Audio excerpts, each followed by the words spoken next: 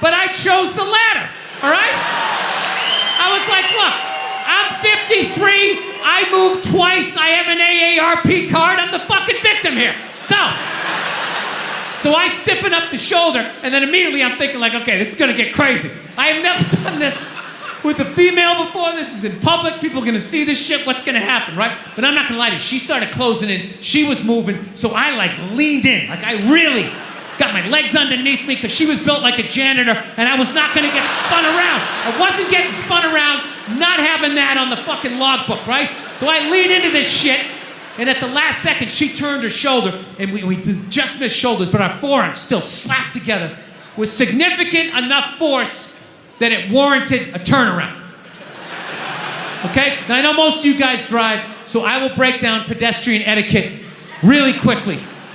In New York City. This is the deal. If you're walking down the street in New York, right? You're walking, and if you just sort of brush sleeves with somebody, you don't have to stop. You can just look over your shoulder. Hey, sorry, man. My bad. Have a nice day, right? Then there's the next level. Moves up a little bit. You're walking down the street. You actually bump into somebody. You actually have to turn around. Sorry, didn't see you. Little dojo bow. My bad. Whatever you have to do, my sensei, to keep it from escalating. And then there's the last one. You're just walking down the street and you hit so fucking hard, you gotta turn around and go like old school Dustin Hoffman, De Niro, like, hey, I'm fucking walking here! Huh? I fucking moved twice, you didn't see that? You drifted 2 times? Huh? So I turn around to have this confrontation. And let me tell you something, she never looked back. And I'm not gonna lie to you, that bugged me. That bugged me for like 3 days. 3 days, I'm just walking around New York, just fucking goddamn fucking bullshit. There's no fucking way you didn't do that on purpose. Who does that? Who drifts, you know? And I'm feeling this anger. It's just burning me up, and I know eventually it's gonna settle in my chest, and then one more time it's gonna be, I'm sorry, Dada, I'm sorry. It's like, I can't do this. I can't do this to my daughter, I can't do this to my kids. So I started reading up on anger. Like how to let go of shit, I think is what I Googled. And I found empathy. If you have empathy for somebody, you put yourself in their shoes, you can just, you know, figure out where they're coming from, where you're coming from, you can meet in the middle. So I said, all right, here we go. Let me put myself in her shoes. What would cause somebody to accidentally drift into your lane twice? You know? So I just started throwing shit on the wall. Right, here we go. Did she have a club foot? No. Did she just have a stroke? Did she have Bell's palsy of her left side? You know? Was she a mummy? Did she have a wooden leg? You know? Is she one of those, yeah, you know, those fucking diagonal walkers? You get behind them at the airport, you know, they're walking too slow, you try to go around to the right, they start dragging their suitcase over there, you go over to the left, they're coming back this way, you know, it's like they just got off a ship, and everything was just like, no, cut! Right? And I'm still mad. I'm still fucking mad. So I said, I don't give a shit. I don't give a fuck. Lied to myself. Said I didn't give a fuck, you know? So then I ended up going home. Then I'm home and I'm washing the dishes, which is a very zen-like thing to do. It's like a week later. You know, you wash dishes, you're not thinking of anything. Your brain is empty. I'm washing the dishes, and then all of a sudden, the answer just came to me. It just floated into my head. And I just looked up. I was like, oh my God. I know why she did it. I know why she bumped into me. She bumped into me because she's a lesbian.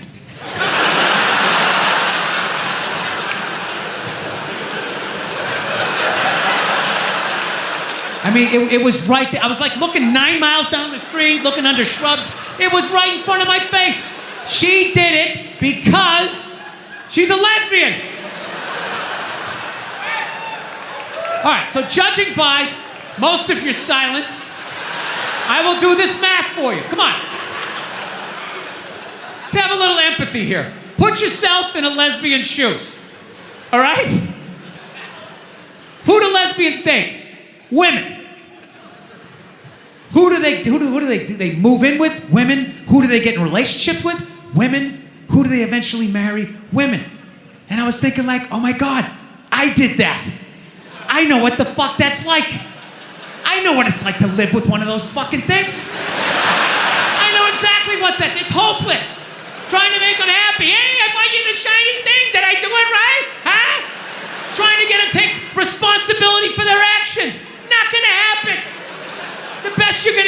sorry, but... I know what it's like to be winning a fucking argument. You're winning, and then they turn it around. They're crying. You're apologizing. You're thinking, what the fuck just happened? How am I losing this shit? I had you on the ropes. You feel so dumb, you gotta go for a walk, and you're just thinking, how did I lose again? How did I lose again? And then you figure it out, it makes you feel stupid, and then you see some bald idiot with a giant orange mustache, and you're like, you know what? Why don't you take some of that shit? You take some of that fucking anger. Yeah. I feel so stupid that I got mad at that woman. I shouldn't have got mad at her. I should have bought her a beer. And just listen to her troubles and had empathy and be like, yeah, it's not your fault. You married a woman. I did it too. You're not gonna win. There's no winning this. Yeah. I'm telling you, if you don't believe me, do a little people watching. Take a look at the look on the average lesbian's face. All right? I don't mean a lesbian in her 20s. She's got a whole life ahead of her. She's got Christmas in her eyes, right? I mean a lesbian about 35, 36, starting to settle into what the deal's gonna be, right? And then look across the bar, find a married guy about the same age. Look at the look on his face. Look at the look on her face. Go back to his face. It's the same fucking look. Yeah. And then look at gay guys. Some of the happiest people I've ever met in my life. They're almost too happy. It's like, hey, how's it going? They're like, hi! Almost floating across the room with that lack of estrogen just yanking down your fucking dreams. Now look, it might be a front. I'm not saying all gay guys are just blissfully happy, but it's looking like a pretty good time to me. Dude, they're some of the most positive people I've ever met in my life. Any idea you have, they support it. They're just like, yes, yes, queen, yes, you're fierce, you can do it. Lesbians are up at the bar like a bunch of jaded cops. That's all fucking bullshit. What the fuck was I thinking? U-hauling after 10 days, moving in. What the fuck was I thinking? She's crazy. No, I'm telling you. I think married men and lesbians need to start hanging out more. And we gotta put our heads together and try to solve our common problem, the women in our lives, so we can somehow attain the perceived happiness of the average gay dude out there. Yeah. So, if you believe in that shit, I'll give you some advice. If you're gonna expand your fucking world of friends, I'll give you some advice. You can't just hang out with any lesbian. All right? You gotta make sure you're hanging out with the dude in the relationship, right? And by dude, I'm not saying she's manly, I'm not being ignorant. By dude, I just mean she's the one that gets blamed for most of the shit, right? Because no relationship is balanced. Somebody is getting away with more. Somebody's drafting behind the other. It's like a bike race. Somebody else is taking the fucking weather in the face. Right? Somebody else is fucking right behind. Oh yeah, it really is wet. Just kind of hiding under your fucking poncho. Male, female, female, female, they, whatever the fuck it is you're into.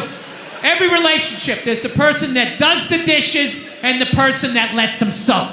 Right? They don't let them soak. They know you're gonna do them. They're just waiting you out. And after a while, you can't fucking take it anymore. They're just sitting there. You gotta go out and you start doing it. And then what do? They sit in the other room and they wait like they don't know what you're doing. And they wait till they hear pots and pans. And that's when the show starts. That's when they come running in like, what? Oh, I was gonna do those. What? And you're like, no, you weren't. They've been sitting there for 8 hours. I got my hands in room temperature water with scrambled eggs floating around. Don't gaslight me. You're a fucking animal. You were raised by animals. Get out of my sight. Don't yell at me. Right? Yes. Every relationship has the person that will take the trash bag out of the trash barrel and do a little tie it off, and then leave it slumped against the counter like it took two behind the ear and a mob hit. And then there's the person that actually picks it up and takes it out to the curb at night and puts it in the trash can, right? My wife's hilarious, man. I love her, but she's got some of the worst excuses ever. I'm like, why don't you ever take out the trash? She goes, I would, I'm just afraid of coyotes. I'm afraid of the coyotes. It's like, so am I. So am I. They're rabid dogs. They hunt in packs of 2s and 3s. You don't do it because you don't want to do it because you know I'm going to do it. Just get the fuck away from me, please. No, I'm telling you. So, anyway, I know I said a lot of divisive shit here tonight. So before I get out of here, I want to... Let's bring the room together. It's a very divisive time. Everyone wants to feel safe. Let's do a nice, normal, mainstream topic so everybody can drive home happy, no fights, all right? Sound good? All right, great. Let's talk abortion. There you go. Everybody has an opinion. It's my body, it's my right. Well, then fucking drive to Arkansas, bitch! Right? Everybody has an opinion. As do I. And I apologize that you're going to have to listen to mine. Because I'm going to tell you right now, I have a really weird take on abortion. I'm going to tell you that right from the get-go, okay? I'm 100% pro-choice. Always have been. Ladies, I said it was weird. For the love of God, stop getting in the trunk of the car. Just wait to the end. You're supposed to vet me first. Woo! Fucking feed out the sunroof. I said I had a weird take. Pro-choice always made sense to me because I don't like people telling me what to do. And I always just like, it's your body. Who the fuck am I to tell you what to do with your body? So that always made sense. All right? However, I still think you're killing a baby. See? That's where it gets weird. Like, I sit on the fence and the whole thing makes sense to me. Whatever anybody's saying, like, don't tell me what to do. It's my body, my choice. That's right, man. She's right. Leave her the hell alone. Oh, you're killing a baby. Well, I mean, there is that. You know? I mean, you know, if we're going to be honest, that is the whole purpose of the procedure. You know? You're not going in there because you got an earache. You're going in there because you're like, I got a baby in me. Get the fuck out of here. Right? You walk in with a baby. You come out without one. What happened to the baby, right? Something fucking happened. So, pro-choice people are like, well, it's not a life yet. It's not a baby yet. If you do, I don't know what they say. Before you do it the first Thursday or the last Tuesday, and you spin around one time, they dance between the raindrops. It's not a baby yet. That's what they say, which may or may not be true. I don't know. I'm not a doctor, but I'll tell you, my gut tells me that doesn't make sense. It's not a baby yet. That would be like if I was making a cake and I poured some batter in a pan and I put it in the oven and then 5 minutes later you came by and you grabbed the pan, you threw it across the floor and I went, what the fuck, you just ruined my birthday cake. And then you were like, well, that wasn't a cake yet. It's like, well, it would have been. If you didn't do what you just did, there would have been a cake in 50 minutes. Something happened to that cake, you cake murdering son of a bitch. Right? Now, before all you pro-life people get excited, I think it's great you're killing your babies. It's fantastic. Help Mother Nature out. There's too many of us. It's been 130 degrees out. Animals are going extinct. There's plastic in the fucking ocean.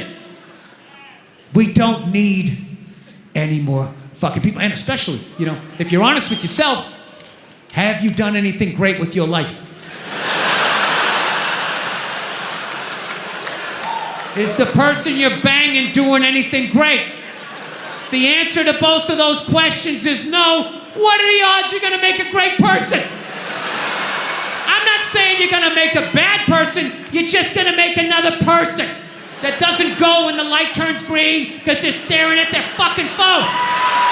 All right, I'm out of time. You guys were awesome. Thank you so much.